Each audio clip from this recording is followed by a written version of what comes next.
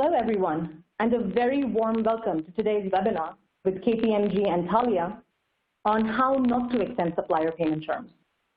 My name is Amrita, and I'm the Director of Marketing at Taulia.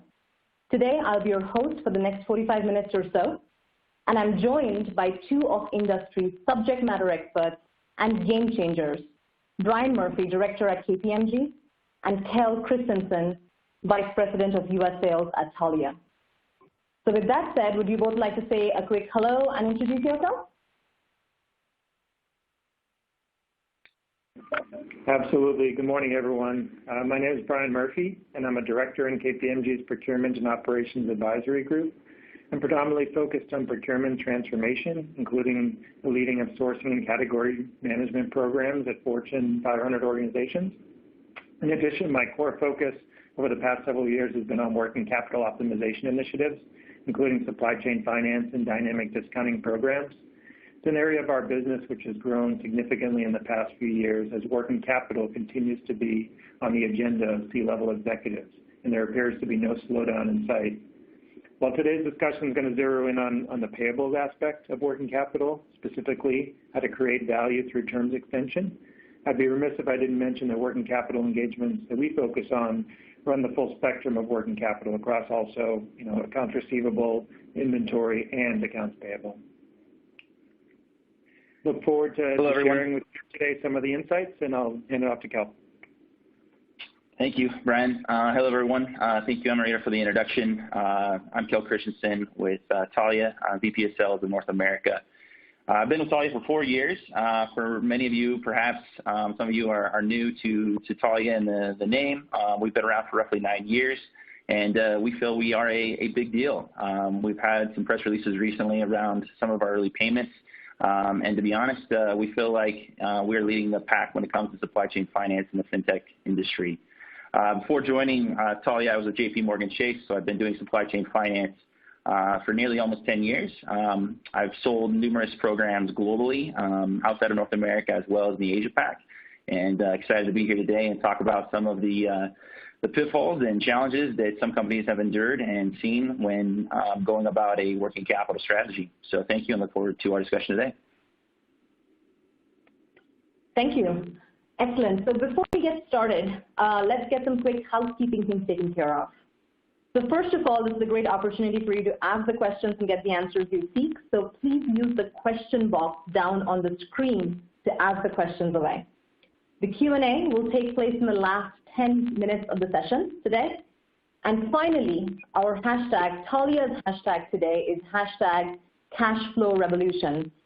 So let's use the hashtag to get online, get the conversation started on LinkedIn and Twitter. So with that said, I'm going to pass the mic over to Brian, who will give you an overview of the agenda that we'll cover today. Thank you. Sure, thanks, Amrita. So we've already covered off the introductions, but before we get going, let's take a quick review of our remaining agenda. We're going to spend some time this morning providing an overview of the challenges of extending payment terms with suppliers and why organizations are doing it despite some of those challenges. And then we're going to move into a key portion of today's discussion, which are the traps that other organizations have encountered along their journey of terms extension of supplier payment terms. Our discussion is not going to be entirely doom and gloom, however, as we'll cover off some specific case studies of organizations that have succeeded with supplier terms extension and what are some of the reasons behind their success. For those that want to jump kind of feet first into taking on one of these programs, we're also going to cover off how to get started. Where do you go from today to getting started on your working capital journey. And lastly, as Amrita mentioned, we're going to round out the session with a Q&A from the audience, and we'd welcome your questions throughout.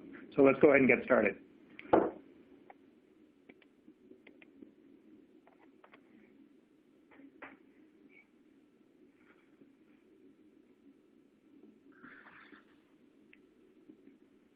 So maybe one more button.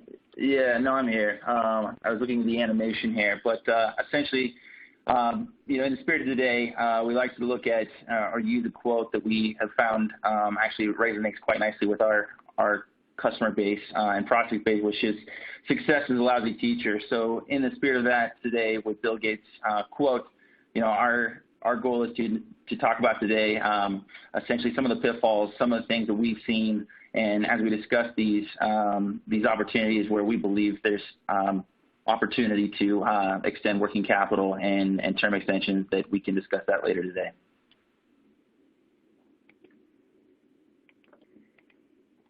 Thanks, Kel. And just running through a brief introduction of our companies, which we did a little bit at the top, but just to set the tone, obviously most of you have heard of KPMG. We do serve 87 of the Fortune 500 organizations. Our working capital group has grown significantly in the past 5 years. And as I mentioned, we do kind of see working capital across the full spectrum of AR, AP, and inventory, although today is specifically focused on terms extension and the accounts payable side of working capital.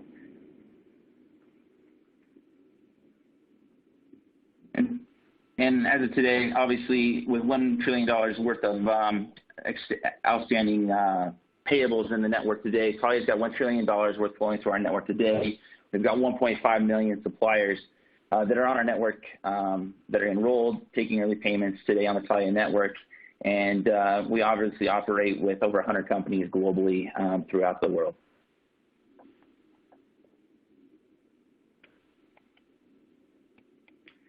So let's talk a little bit about what the challenge and the opportunities are. One of the key challenges facing organizations globally is the consistent need to get paid sooner by your customers while simultaneously holding on to your cash as long as possible with respect to paying your suppliers. Getting this push and pull right can make the difference between smooth operations and profitability versus not. At any given time globally, there's approximately $6 trillion of cash sitting on balance sheets in payables waiting for suppliers to be paid. $6 trillion, let that sink in for a little bit. Buyers are increasingly extending their payment terms to the furthest extent possible.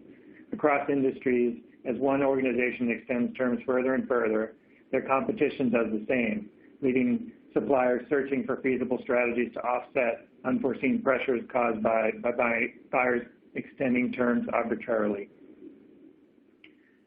The working capital trend of extending terms on suppliers is beginning to drive innovation amongst buyer-supplier relationships. There are strategic tools, of which Taulia is one of them, serving as key enablers for working capital optimization. However, many organizations continue to fall into many of the traps associated with arbitrarily extending payment terms for their suppliers, sometimes without considering the collateral damage and impact specifically to their middle and long-tail suppliers. So Brian, as you mentioned, $6 trillion is a huge number. If anybody kind of thinks about a $6 trillion number, I mean, that's literally the entire economic output of Japan. The other part of that is that roughly $825 billion of invoices are owed to SMEs, so small businesses, at any given time. So the reality is, if we can somehow untrap the $6 trillion, and there's actually been talk of this number being much, much higher than $6 trillion.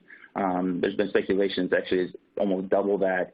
And the reality is that we're trying to get this liquidity, this money that's currently sitting on balance sheets of large corporates down to these SMEs and get this money flowing. And that stimulates the economy. That obviously gets more jobs put into the small business range. And that's kind of what our goal of our technology is, to get this money to flow more freely. In addition to this huge sum of dollars sitting out there waiting to be paid, there's also some inefficiency in the system around, processing invoices themselves as part of paying suppliers. Term standardization is something that can help an organization get a much better handle on when payments are made and provide suppliers with consistent payments, aside from two exceptions, of course, of which there's always some legitimate exceptions and blocked invoices. But being able to eliminate the work of investigating when a supplier is going to be paid can help eliminate significant time dedicated to this task, both from the customer or buyer side as well as from the supplier side.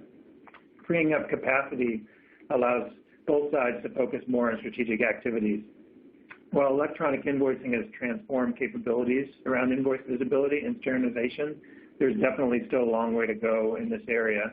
Many organizations are starting to focus initially on the approval cycles and identifying inefficiencies in the invoice approval processes. On average, across multiple industries, it does take between 5 and 10 days from invoice receipt for an invoice to reach approval status. And then, of course, it sits in that approval status up until the time of the payment term. So if you have suppliers that are at 45 days, it's going to sit there until day 45 or 90 or 120, we're seeing, even beyond 120 days now. Again, there is some efficiency in the system around being able to approve invoices faster, and then we'll talk a little bit about what's possible around creating value from those approved payables that are sitting there.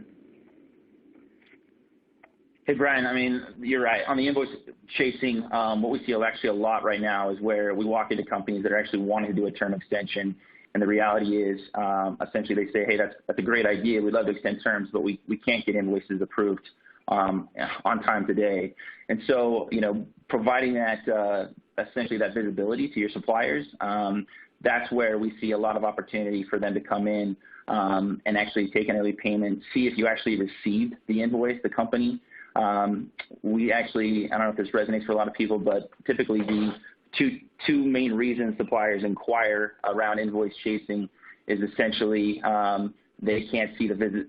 They don't know if you actually got the invoice or not. So they're calling to say, hey, did you get my invoice, or are you actually, when are you going to pay the invoice? And providing that visibility through that invoice efficiency, that essentially allows you to allow these suppliers to take early payments when they want to. Another key challenge to consider kind of before embarking on a terms extension program is just understanding the impact the extension is going to have on your suppliers and how important those suppliers may be to your supply chain.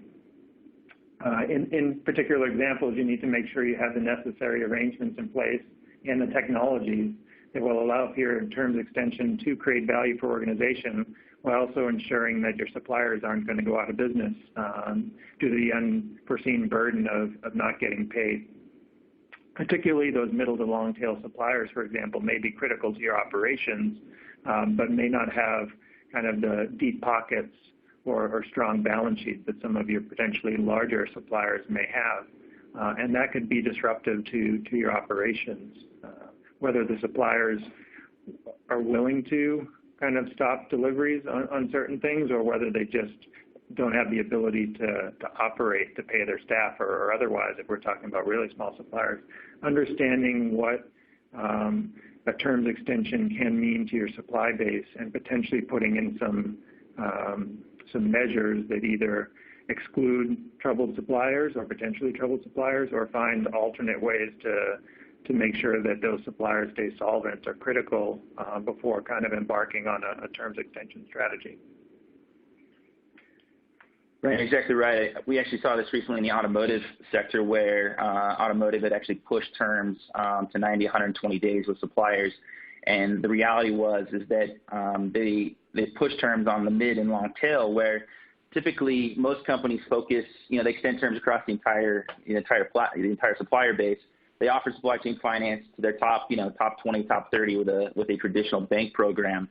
But they neglected to look at some of the mid-tier suppliers, where even though they don't do a lot of spend with these suppliers, there's a handful of them that were very strategic to creating specific bolts or nuts for chassis, for example. And where we saw this was those terms were extended, but no early payment was offered to that strategic supplier that may not look like a strategic supplier from a top level spend perspective.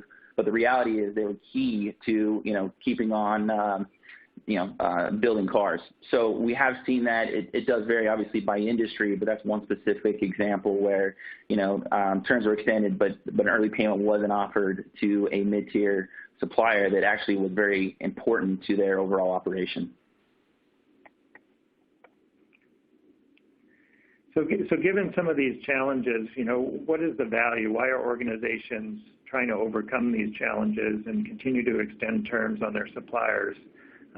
Specifically, cash flow visibility is one of the key value drivers of these terms extension initiatives. So understanding both from a supplier perspective as well as from a buyer perspective, when is cash going out the door? When is the supplier going to get paid? Being able to budget and forecast for predictable cash flow not having disparate payment terms. I have a client in the manufacturing sector with over 150 different payment terms. And again, they've accumulated those largely through some acquisitions along the way, but the reality is it's hard to get a handle on your visibility into your cash flow when you've got so many disparate terms, and sometimes things are paid early, sometimes things are paid late, and it's just a cumbersome challenge to be able to predict that. And so simplicity is helpful there, understanding what your terms are, standardizing them, both from your perspective as well as from your supplier's perspective, knowing when you're actually going to get paid. And we'll talk a little bit about some of the different tools and levers available from suppliers' perspective shortly that will allow them to actually get a little bit more control over their cash flow.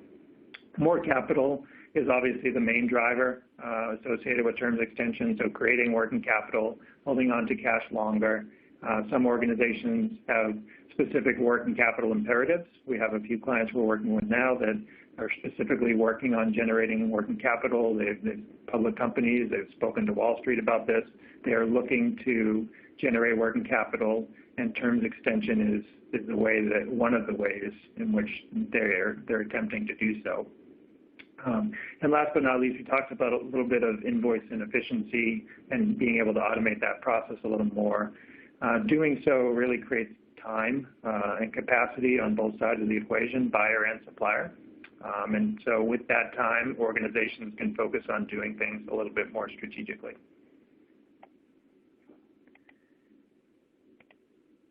So let's move into kind of the meat of today's discussion, which is what not to do when extending terms on suppliers. So, having been the beneficiary of walking into many of a failed program, either Taulia or KPMG has seen really where organizations have had the right strategy around wanting to create working capital or wanting cash flow predictability or wanting to free up time to focus on more strategic activities, but it failed somewhere along the way due to some very specific issues that we've seen kind of consistently. And so really, over the next 10 to 15 minutes, we'd like to focus on what some of those specific traps are in hopes that you'll somehow avoid them yourselves in the future. The first one's probably my favorite, which is kind of the Dear Trusted Supplier letter. Now, I'm sure many of the folks joining us today have either been on the receiving or the sending of a Dear Trusted Supplier letter, a letter which typically reads something like, Dear Trusted Supplier, as a trusted supplier to our organization, your new payment term with our organization is now 120 days, right? End of letter. And so the formal Dear Supplier letter, which now is, of course, a much more elegant Dear Trusted Supplier email or Dear Trusted Supplier PDF attached to an email, it's really been the gold standard way of communicating a supplier terms extension over the past, I would say, decade. While we can all agree it's important to kind of formally document and communicate any terms extension payment terms to suppliers from a legal perspective, there's definitely some challenges that are presented to organizations who are a little bit maybe overzealous in terms of drafting a form letter and just sending it to their supplier entire supply base with the click of a send button. The first challenge around kind of these Dear Supplier terms extension letters is, do you have the right contact information for the right person at each of your supplier? So for example, you're going to send this letter to your supplier. Too often what we see is that the suppliers end up calling accounts payable in an organization and ask why payments are suddenly 15 days late or 30 days late. In those cases, nobody at the supplier or the right person at the supplier did not kind of receive the letter. In some cases, the contact that you may have for your supplier may not be the appropriate person, or that contact may have moved on, or that contact may have just ignored the email. But more often than not, you get an influx of kind of outreach to your accounts payable organization. And in many cases, your accounts payable organization is not equipped and or staffed to kind of address that. An organization I was working with recently had recently undergone kind of one of these terms extension letter campaigns via mass email. And in their particular example, they had 30% of those emails bounce back as undeliverable. So rather than kind of identify the right contacts in advance prior to kind of submitting send, they found themselves in kind of double triage, if you will. One, suppliers that are pushing back that did receive the letter, and then of course you've got email bounce backs for suppliers that did not receive the letter, which is kind of two exercises to then go after. The other challenge I've seen at organizations around the Dear Supplier letter is it's often the only tool employed by an organization. Here's a real-world example of that. So a company may send out a supplier letter to all its suppliers and sits back to wait and hear kind of if anyone's objecting to that before just formally making the change in their ERP system, right? Just updating the PO dates and the term dates in the supplier master.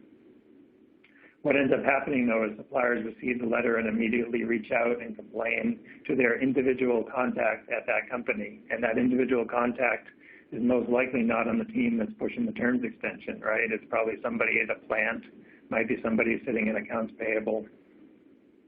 And so the challenge here was that the organization never spent the time to fully educate everybody that's supplier facing internally around really what the objectives of the terms extension program are, what are the guardrails of the terms extension program, how to handle exceptions when a supplier calls in,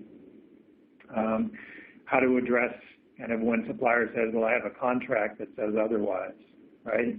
And so having a triage program in place to understand first if a supplier actually received the letter, then understand if the exception being raised is a legitimate exception or not is key. So getting it wrong here could lead to legal trouble. For example, if you spend, I had another client that ran into this issue, but if you arbitrarily extend terms in Spain, which is quite strict on payment terms, unless for some reason the supplier decides to be mutually agreeable to kind of the longer term, there could be legal implications associated with that, fines, penalties, and so on and so forth. So not having the infrastructure in place to allow for actual legitimate exceptions to the terms extension, while getting kind of the collective organization to hold your ground on non-exceptions is really going to erode the value of a terms extension program pretty quickly. And what seemed like kind of an easy, okay, we're going to create working capital by sending out all these letters, turns into kind of a huge undertaking to kind of triage and manage the process of exceptions that are coming in. Brian, you're exactly right. I think the main, what we've seen over the years and what I've experienced is essentially, it's imperative that you do an analysis prior to actually doing the term extension letter, and really kind of, deciphering what suppliers are critical, which ones you need to maybe do a white glove approach, where it's not just a letter from procurement stating that your terms are being extended, but actually perhaps having a conversation with them. The Dear Supplier letter, I don't know if we'll ever, see a different strategy. It seems to be, it works, but to your point, we definitely, creating the right, triage behind the scenes, making sure there's support from top down. We've seen recently a lot of deals where, procurement has gone out, being told they need to get working capital. They do the term extension against kind of, without an early payment, for example. And we see a lot of suppliers that actually push back on the letter. And the first instinct from procurement is, all right, let's exclude them. Let's not extend terms here. And the reality is all of a sudden they went from, a few $1 billion in scope of a term extension, and now it's been whittled down to $400 or $500 million, where, now there's no way that you're going to hit your working capital goal. And so, having that alignment and making sure that, behind the scenes, everyone is aligned that, hey, we will take a one-off here and there and perhaps have an exception. You brought out different countries globally, and that is definitely, if you have suppliers in certain countries, that is critical. But at the end of the day, having that alignment, we've just seen more and more where, if there's not an executive sponsorship of making sure these terms are extended, then spend just happens to fall out the back, and at the end of the day, there's not that much being extended. I think also what's critical in these letters is that, letting them know that there is an early payment option available allows you to essentially ease into this. And we'll talk a little bit about this later on in a different slide, but offering a carrot to these suppliers, because at the end of the day, it is critical that you get this term extension executed. The Dear Supplier letter has, to your point, been the way everyone's done it. But a lot of companies where they misstep is actually putting a lot of thought into breaking down the analysis beforehand and making sure that they send these letters to the right suppliers, perhaps even more on the indirect versus the direct, as those may have actually more opportunity to actually get the term extension adoption that they're looking for via this campaign. Thanks, Cal, and that's really a good segue to kind of our second trap, which I like to call all stick, no carrot. So history has shown that the adoption of terms extension programs has largely been a product of how much leverage the supplier may have with its customer. So how much can it force the terms extension onto the suppliers from a buyer perspective. Unfortunately, it's usually the small and medium-sized suppliers which are most likely to adopt for fear of losing business, while the largest suppliers with the most leverage are the least likely to adopt a program, right? So it takes more small and medium companies to make an impactful program. We have seen some terms extension initiatives with as low as 20% adoption from a spend perspective. One of the primary reasons programs have low adoption is that historically they've been all stick and no carrot for suppliers, meaning that all of the pain was being placed on the supplier, who is now just getting paid much later than before, but with little to no remedy other than perhaps, the classic here is that the suppliers find a way to raise prices of their goods or services, which, by the way, doesn't solve their cash flow problem necessarily, although when they do get paid, they get paid a little bit more. Fortunately, times have changed, and technology, for example, Taulia in particular, has evolved to introduce more robust supply chain finance and dynamic discounting offerings, which allow suppliers to choose to be paid a bit earlier on a portion or all of their spends in exchange for sacrificing a discount or a fraction of their invoice value or invoice total. Now suddenly, in addition to the pain that they're receiving around their terms being extended, they have the option for a carrot, and that option is all their own, right? So allowing suppliers a flexibility of choosing when to get paid, not just the number of days they had before, but perhaps even earlier than they were paid before the terms extension took place, starts to make a slightly more compelling case to suppliers that maybe the terms extension isn't as bad as it seems on the surface, right? So flexibility and predictability of cash is valuable to suppliers, and many of them might be willing to sacrifice a bit of margin to gain control over that flexibility. As a supplier, for example, if I'm going to be, pushed to 120 days, but suddenly, if in the past I was being paid on day 60, now suddenly I have the ability to get paid on day 10 all the time, and that's important to me. Having that flexibility is seen as a benefit to suppliers, even though it comes at a cost, right? They may not have the ability to go out and get another funding source. So in essence, as a customer to your supplier, you're funding your supplier's business in many cases. And again, that flexibility is provided to the supplier to offset the pain associated with kind of a terms extension program. Brian, this slide is near and dear to my heart.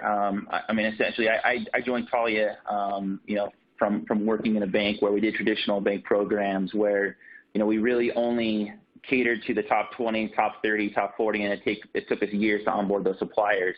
And why I joined Taulia is essentially, I grew up in a small business family. We felt the weight of getting our terms extended and not getting paid on time. And so, coming to Taulia, I saw an opportunity to essentially put money downstream to the SMEs, to the mid and long tail, where they're kind of, forgotten, as you mentioned. And the reality is we see it all the time where, companies have not had the success in the term extension. They've started to see, cost of goods creep after a year of deploying a program without an early payment program. And, I mentioned earlier, we feel like Taulia is a big deal. I feel like Taulia is a big deal because, in the programs we're running today, we've seen as high as a 70-75% term extension adoption, and those are really best in class. And the reality is that by offering, an early payment to that mid and long tail, you actually have more arbitrage there, because those suppliers typically, back to your point, which is they have a harder time getting access to liquidity. This is where we kind of fit in and can say, hey, look, let's leverage the balance sheet of the buyer to get them to extend. And in fact, we've actually had suppliers that said, hey, look, you move my terms from 45 days to 90 or 60 to 120, but by offering us an early payment with the leverage of the balance sheet of the buyer, whose cost of capital is very, very low, the supplier actually ended up being ahead of the game. They actually were able to accelerate that payment. It actually cost them less to go to 120 than to stay at 60, because their cost of capital was so much higher than the buyer. And that's really kind of where that value comes in, is that we want this to be a win-win, right? Where that carrot, is as tasty, I guess, or at least something, right, in return, versus nothing at all in return when actually extending those payment terms. So that's kind of where we see value. And I think, a lot of companies, as interest rates are rising, we also believe, and, having been, lived and breathed during the recession, suppliers, they need access to cash. And during, the recent recession, I should say recent, but, almost 10 years ago now, it wasn't that suppliers didn't have access to cheap cash. It's just that they didn't have access to cash. Banks have to hold more in deposits in order to lend to a higher risk company. And where we see this carrot coming in is that you're essentially bringing sustainable funding to your supply chain that to make sure that they're healthy during economic ups and downs. So the carrot is critical.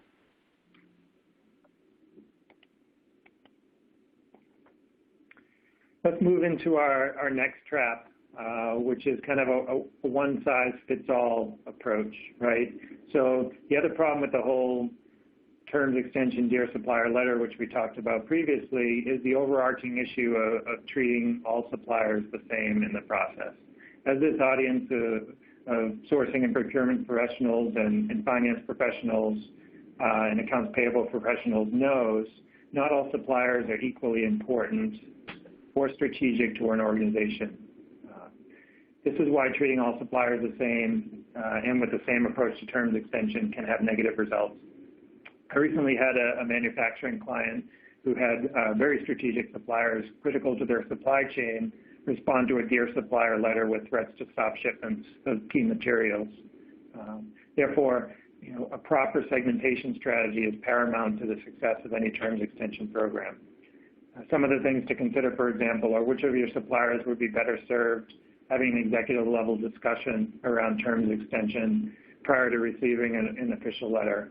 What suppliers are located in jurisdictions or geographies where arbitrarily extending terms over a certain number of days, say over 60 days, is actually illegal unless the supplier is open and willing. What suppliers are already in the process or just recently completed contractual negotiations, and where is this letter or one-size-fits-all approach potentially going to inhibit that process?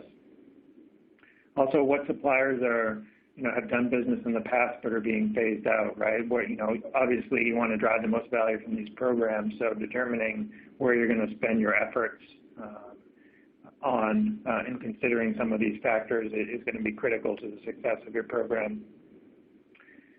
The other consideration is an understanding of the impact to your suppliers on the various terms. For example, as an organization, as a buying organization, you're more likely to be open to pushing terms further on indirect suppliers who are less critical to your operations and may be more easily replaced. But as we discussed before, there might be some small and medium-sized businesses who are most likely unable to push back as much, but you may feel a burden from them if for some reason their operations go south, right, and they're not able to meet on deliveries and important services that your company depends on. So again, it's not kind of starting from the big picture and treating all suppliers the same. It's understanding, what are the differences within our supply base that we need to consider when we start pushing terms out.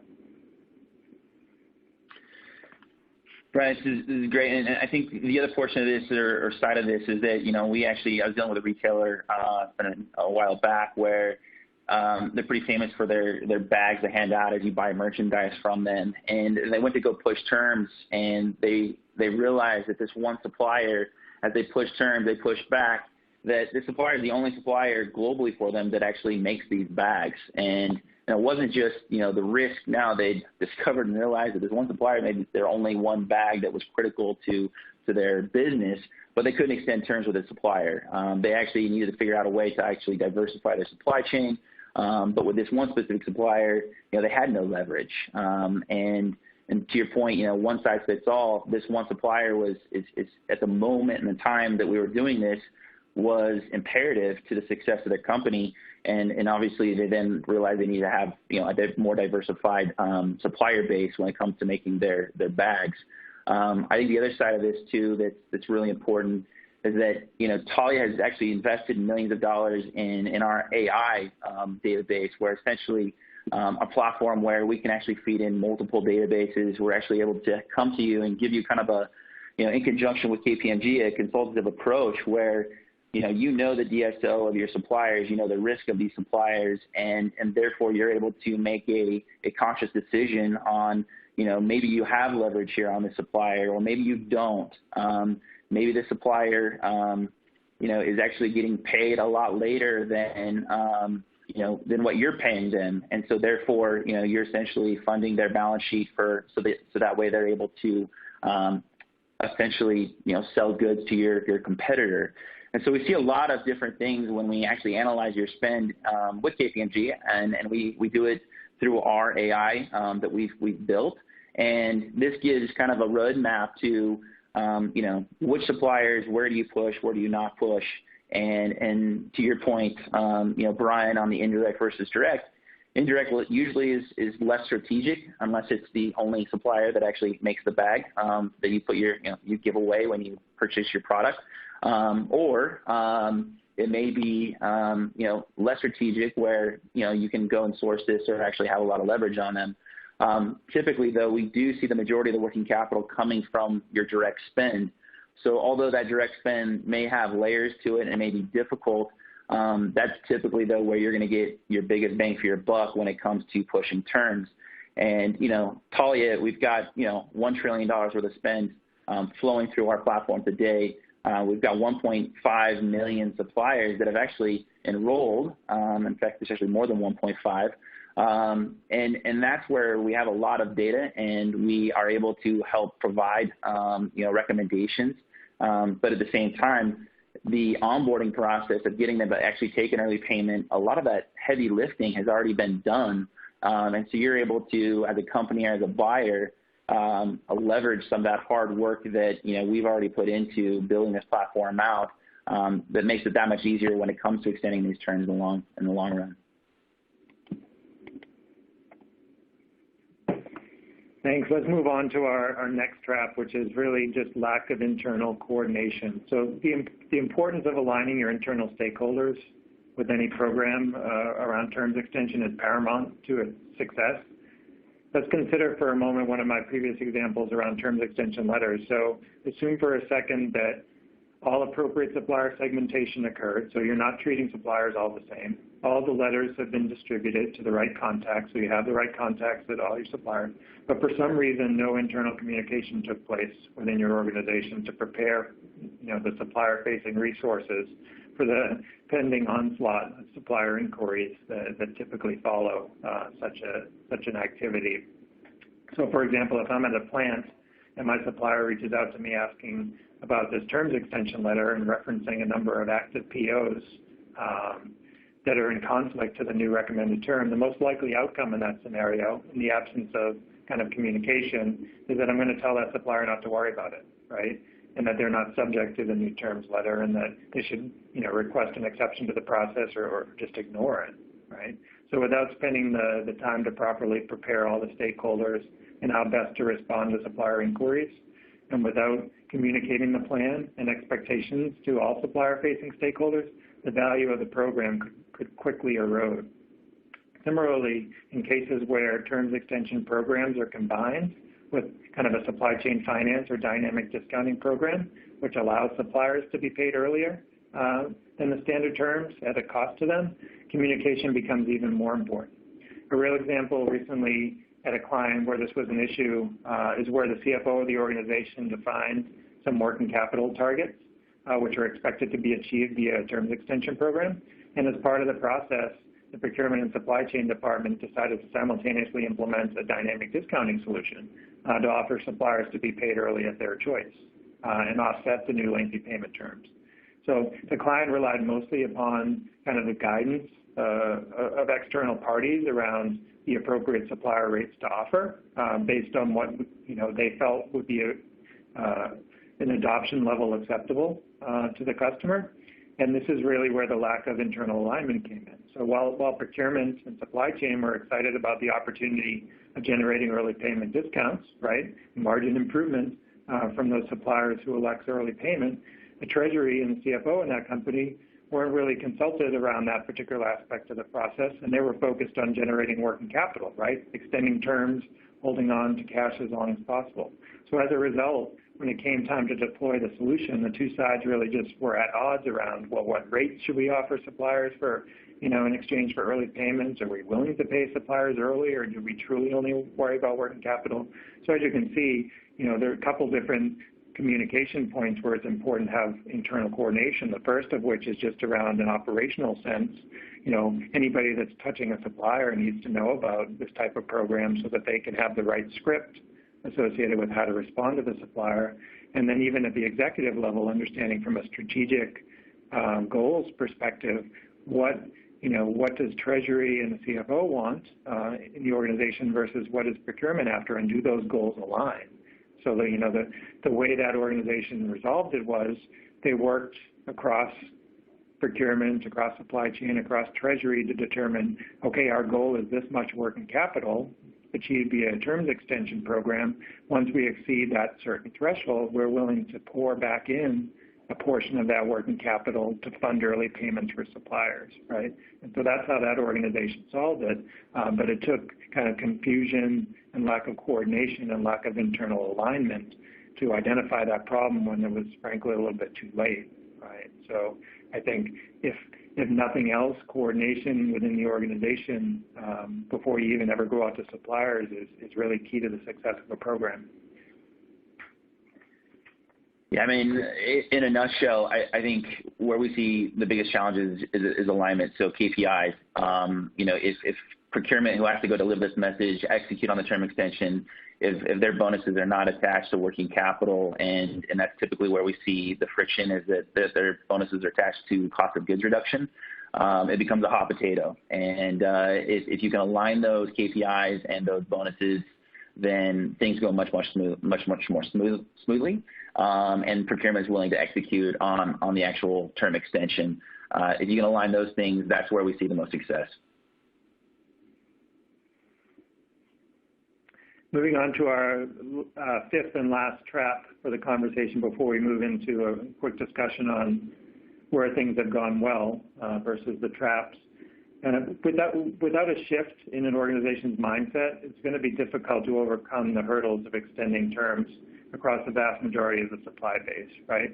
So the challenge here really ties in with the whole carrot and stick conversation, meaning that unless you can somehow paint a bigger picture, a more positive picture to your suppliers, the overall success of a program is always going to be limited by exceptions, pushback, legal challenges, and so on and so forth. So both internally within the organization and externally with your suppliers, you need to be able to paint a more positive picture around how a terms extension program can benefit all, right? How can it be a win-win? And in my opinion, the only way it can be a win-win is to really offer that early payment program, be it kind of funded by the buyer, which we call dynamic discounting, or funded by a kind of a bank, third party, which we call supply chain finance. But being able to offer that carrot to suppliers and being able to convince them that, look, understand we're pushing your terms, that comes at a negative impact to you, but simultaneously we've invested as an organization in a tool, in a platform, in a program that provides to you flexibility to choose when you're getting paid, right? And so that's not something that's a requirement to do. We're not forcing you to do it, but we are, offering that as relief to the early payment or to the terms extension that we're kind of pushing onto you as our supplier. But at the same time, we're offering you the ability not just to get paid when you want, but even earlier than you were before, if you're willing to pay a cost associated with that. If you're not willing to pay a cost associated with it and willing to kind of just adopt the new terms, then that's fine too, right? But you've empowered the supplier to make that choice, right? So although you as an organization are kind of pushing this on your supplier a little bit, the reality is the supplier has the opportunity to turn that into a little bit more flexibility from their perspective and a little bit more cash flow predictability, if you will, and potential to get paid sooner than they were before. And so suddenly the overall picture can be painted as a mutual benefit, right, versus kind of the old school way of just we're beating up on our suppliers, we're extending terms, and you have to deal with it. And so this more collaborative approach and shift of mindset around what does it mean to extend payment terms can actually drive much stronger adoption than your 20% on average that typical terms extension programs might see in the absence of this lack of a mindset shift. Yeah, I think one of the beautiful things that I've loved about Taulia is the ease to take the early payment and how quickly it is for them to actually enroll. So our suppliers the suppliers that use Taulia and to enroll and actually take an early payment for the first time takes less than 90 seconds to enroll. They actually pick and choose when they want to get paid and which invoices they want to get paid on. And we love to see the behavior and monitor the behavior of suppliers, especially end of quarter, right, where they're trying to get money in the door, you're wanting to hold on to that cash, and this gives them the flexibility to bolster their balance sheet, especially when third party is funding these early payments, and essentially it's a win-win for both parties, and that's where the value of having supply chain finance and deploying a program like this, and that's that shift in that mindset I believe, Brian, that you're alluding to, which is making it a win-win for both the buyer and the supplier. So in the sake of time, I know we've got questions coming in, and we've got essentially 12 minutes left. We've got some case studies here, and we can dive into them. But I would really like to answer a lot of the questions that we do have, and we can go through those. So in the sake of time, if you have questions on these or kind of customers that Taulia has today where they've deployed and essentially extended payment terms, had significant adoption in short amounts of time and being able to execute on that working capital strategy. So I'm not going to, go into details here. I think because we have 11 minutes left, let's discuss and answer some of the questions that we're getting. Amaria, do you have those questions that we can look at and perhaps answer in the time that we have left?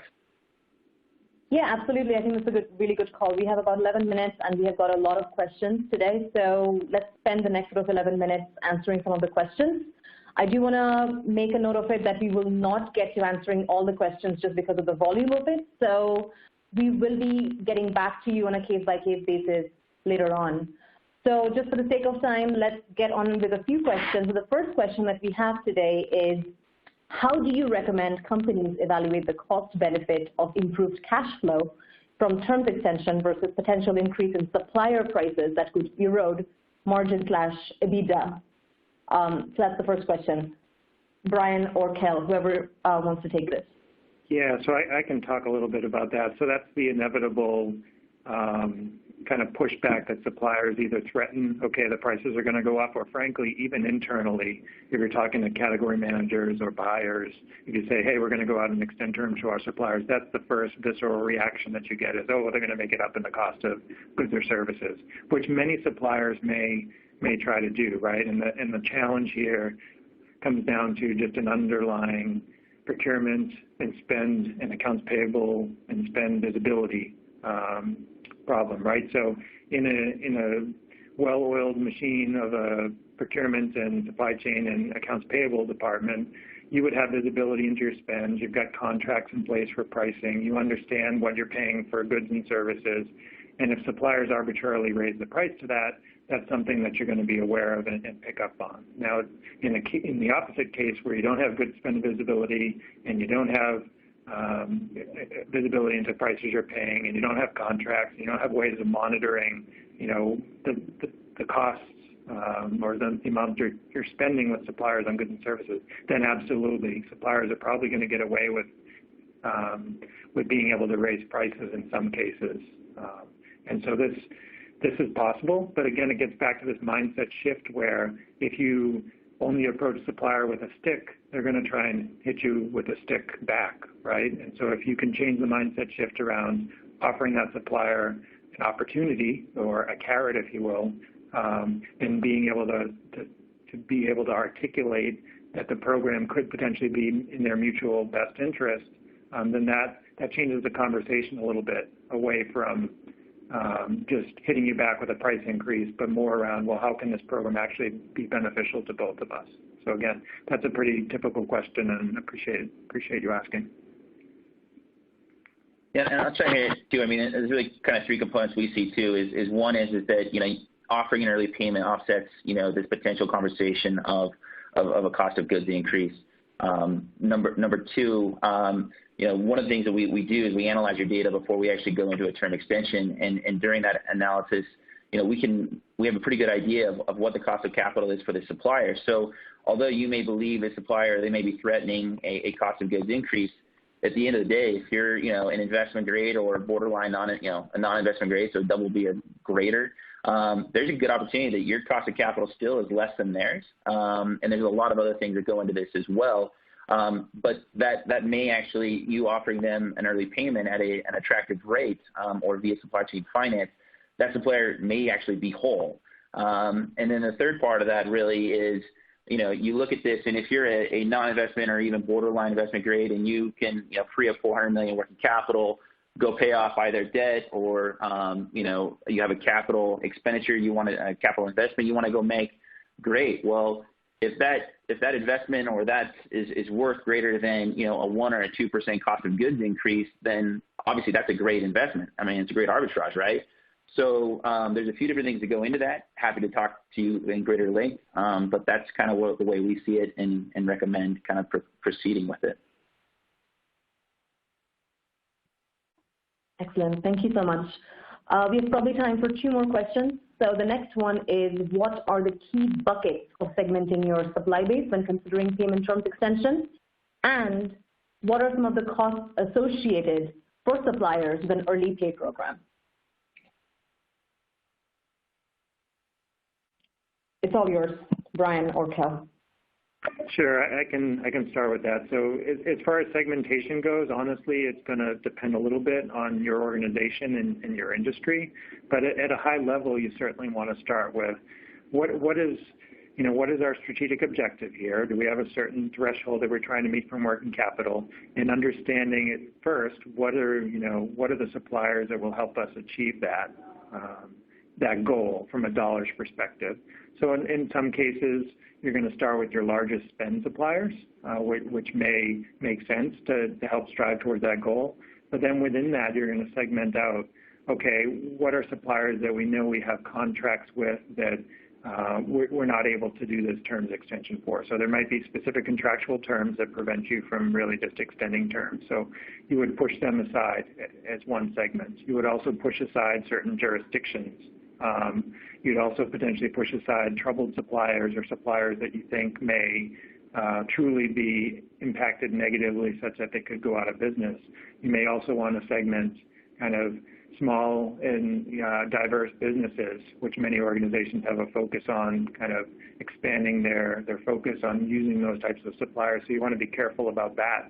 Obviously, you want to exclude things like taxing authorities and the IRS, right, which is a big spend. Same with payroll, but you're obviously not going to extend terms to that. That's kind of a sunk cost, if you will, around pushing that out. So that's kind of the first part of the question. As far as the second part of the question, what's the cost to suppliers? So the cost to suppliers around being paid early is dependent on a couple of things. One of which is it the buyer? So is it you that's providing your cash to pay the supplier early? If so, you have control over the rates that the supplier pays associated with that early payment. And so typically you would also segment suppliers into rate groups, some higher rates, some lower rates, depending on your perceived view of their cost of capital, right? The goal there being that if possible, you structure it just so it's slightly below what their own cost of capital is, so that they're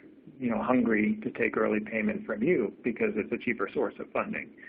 So that's from a cost perspective. There's also the opportunity for a third party to be involved from a banking relationship, in which case there's kind of a cost of funds that the bank has plus an additional cost on top of that. In that particular example, the supplier would be compensating the bank with a discount, if you will, rather than compensating you. But of course, you're not putting your cash out the door early in that example, right? So it's a working capital benefit to that approach.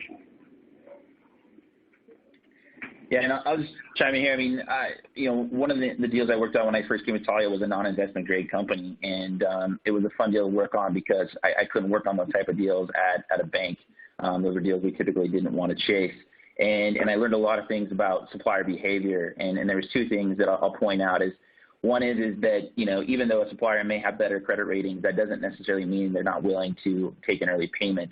Number two, suppliers do, if they're dealing with, a buyer that has a risk, they insure the receivables. And so there's a lot of different things that go into this of why not to, you may in a traditional bank program exclude certain spend, whereas with Taulia, we don't exclude that, which at the end of the day makes the pie much larger when it comes to working capital. And as far as the early payments, yes, I mean, every company is different. Every early payment, every supplier has different risk ratings or different credit ratings, and so therefore offering different rates does make sense, especially when you're using your own cash for dynamic discounting. The main point there is that you offer a rate, you keep that rate consistent, just like a mortgage, right? I mean, if you can get a fixed rate versus a variable rate, and that money is guaranteed on a day-to-day basis, those suppliers are then able to make business decisions on their own that essentially they can depend on that money today and tomorrow. That's my only, kind of suggestion in that regard. Thank you, Kel and Brian. I think there is just enough time for one more question. So this is the last question that we will ask today, which is, what is the standard Taulia fee for financing supplier payments in terms of percent, and how is it paid? And is there a solution for prolonging the payment terms for SMEs? That's a loaded question. That is a loaded question. So, look, I mean, Taulia is a SaaS solution. We essentially look at a deal depending on how much spend is in scope. Obviously, which modules you're looking at, where if it is a third-party funded or you're using your at-home cash to fund these early payments.